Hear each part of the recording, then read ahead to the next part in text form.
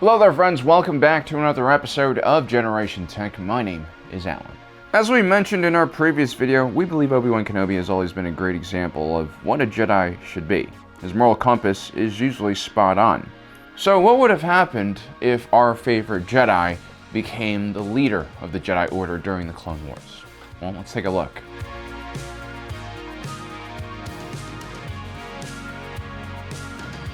Early on in the Clone Wars, there was a rush by both Republic and Confederate diplomats to attract neutral worlds to their cause. Many of these worlds were located in and around Hutt space. This was a relatively chaotic part of the galaxy wedged in between the Outer Rim and the Mid-Rim. Hutt space at the time was sort of like this extreme libertarian paradise. Instead of having government oppressing the people, you just had roaming gangs of bandits and crime lords controlling everything. Dotted across Hutt space were smaller vassal states that had a certain degree of autonomy that allowed them to negotiate independent treaties with either side of the war. The Republic desperately wanted access to the Hutt space in the first year of the war because the Confederacy had effectively cut off several Republic garrisons from the core regions of the galaxy with their surprise secession and follow-up military invasion.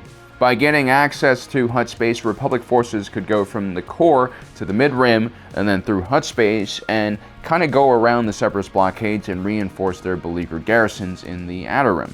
One of the worlds in this region was Tordaria. It actually lay right on the border of the mid-rim and Hutt space. The Republic wanted to build a military base on Tordarian territory that could serve as a way station where their forces could refuel and rearm. King Katunko of the Tordarians agreed to meet with Jedi Master Yoda, a special envoy of the Republic, on the moon of Rugosa. Fortunately for the Jedi, the Separatists had caught wind of the meeting and deployed Sith assassin Asajj Ventress and two Separatist frigates to intercept this diplomatic mission. This attack unfortunately catches Master Yoda unprepared, and the Counselor-class cruiser he's in is destroyed, along with all hands on board, thus ending more than 200 years of continuous leadership from this little green alien.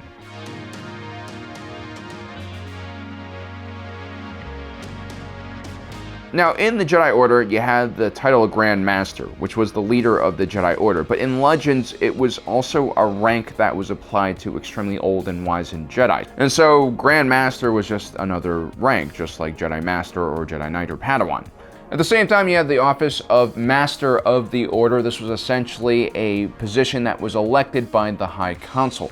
Now, during the Clone Wars, the Master of the Order and the Grand Master position were basically rolled into one to create one unified command chain because, war typically makes things a little more hectic and you do want more clarity. Prior to the start of the war, Mace Windu actually held the position of Master of the Order, but he stepped down so that he could take a more active role in leading the Grand Army of the Republic on the ground. As you all know, he was one of the more militant and skilled fighters in the Order, and he was quite the force on the battlefield. Yoda's role as the Grand Master was actually to serve as Palpatine's personal military strategist and advisor. Now, Obi-Wan Kenobi's ascension to take over Yoda's position came as somewhat of a surprise to the wider order. After all, the young Jedi was only 35 at the time, and there were far more senior and tubular Jedi who could have taken this role. But Obi-Wan Kenobi has always proven himself extremely capable, first with his unlikely defeat of Maul, the first Sith encountered by the Jedi in almost 1,000 years. Obi-Wan Kenobi was also given the important task of raising the Chosen One as his apprentice. Now, with a conflict about to consume much of the galaxy, that prophecy seems to be a lot more important in the eyes of the High Council. Lastly, it was Obi-Wan Kenobi who followed a trail of breadcrumbs from the entertainment district of Coruscant all the way to Geonosis via Kamino. In just a few short days, Obi-Wan Kenobi discovered the two massive military forces which would have fought in the Clone Wars, and in doing so, he gave the Republic the upper hand and allowed them to decide where the first battle would be fought.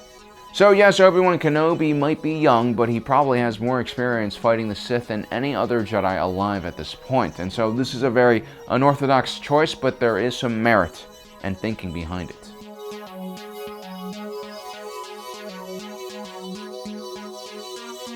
Shortly after the Battle of Geonosis, Obi-Wan Kenobi was debriefed by Master Yoda and Mace Windu.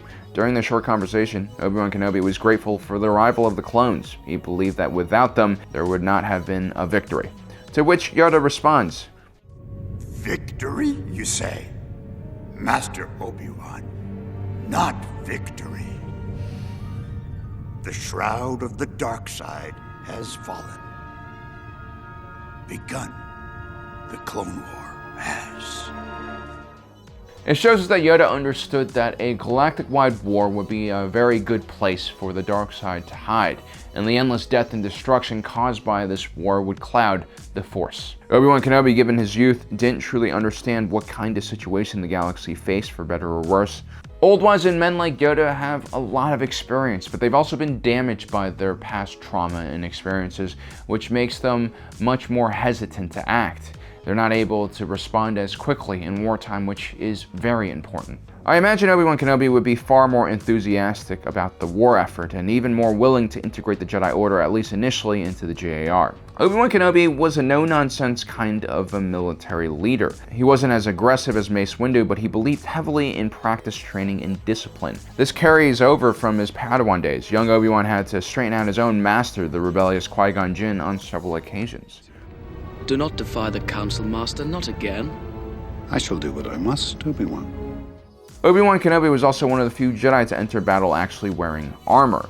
It's not that he was afraid of getting killed. Obi-Wan Kenobi was just a much more rational military leader, and he understood the importance of a commander and what his job was. Unlike Jedi like Quinlan Vos or Mace Windu, who usually fell deeply into the Force on the battlefield and were a whirlwind of destruction, Obi-Wan Kenobi wasn't really a fight at the front type of general. Sure, he was brave and capable of doing so, and did exploit weaknesses in the enemy lines personally at times, but he understood that as a commander, he did a disservice to his men by not actually stepping back and understanding and viewing the entire battlefield. It was almost self-indulgent to get too involved in the direct fighting, because it meant neglecting one's command duties.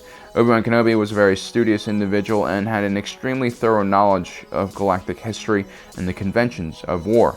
In time, he would become a great military strategist and commander, which was actually a rarity in the Jedi Order, which was full of basically ancient mystics and action heroes, neither of which really do a good job in command positions in warfare. Obi-Wan Kenobi would have assessed the Battle of Geonosis and recognized it as a Pyrrhic victory. Lacking the hubris of other Jedi, he would have recognized the Jedi's complete failure as leaders in this early battle. And so his first order would probably be to push rapid military theory and strategy training for all of the Jedi commanders in the field. This could obviously be done remotely. At the same time, he would recognize that the clone commanders, captains, and NCOs were already well positioned to lead the Grand Army of the Republic on the battlefield.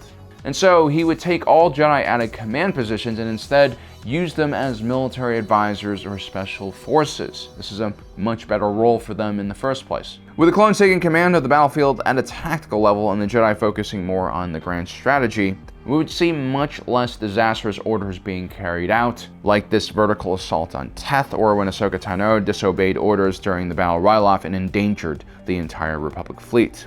This would preserve a lot of clone lives, and it would put the Republic military in a much better position in these early years of the war, and more importantly, it would reduce the animosity between clones and Jedi generals, which had been growing ever since the disaster at the First Battle of Geonosis. At the same time, throughout the war, Obi-Wan Kenobi would be a much more practical military commander. Unlike Yoda, he would be much more focused on the day-to-day needs of the clones. He would try to eliminate Jedi commanders like Pong Krell or Quinlan Vos, who showed carelessness or even hatred towards their clones on the battlefield and accrued heavy casualties. Obi-Wan Kenobi would demand that Jedi officers develop respect for the clones they led and also develop good relationships with their clone officers. Not only because it was morally the right thing to do, but because it made their fighting force that much better. In doing so, I believe that Obi-Wan Kenobi will create a much more solid JAR, one that might be more resistant to Order 66.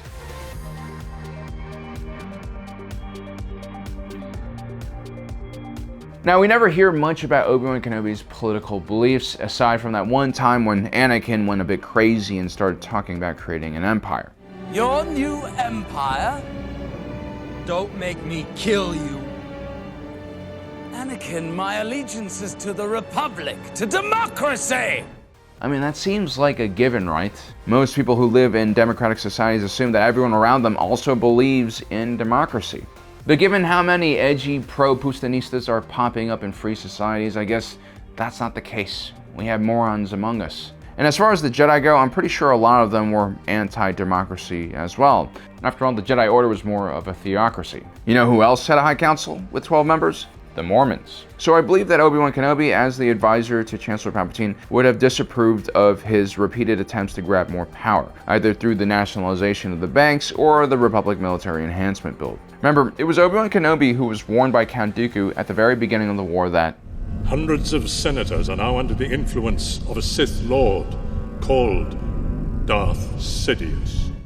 Now, Obi-Wan Kenobi was much more practical and focused on the short game when compared to Yoda, who was much more focused on, like, I don't know, the metaphysical and long game. And so Obi-Wan Kenobi is much more likely to take action. Remember, he had seen the Separatist High Council in person while snooping around on Geonosis. Many of those individuals had ties to senators and corporations that were still being represented in the Republic Senate. Many of these senators also happened to be sponsoring bills like the Republic Military Enhancement Bill. It wouldn't be that difficult for the Jedi to uncover the inconvenient truth that many of these corporations, ranging from the IGBC to the Trade Federation, were actually working with both sides of the war.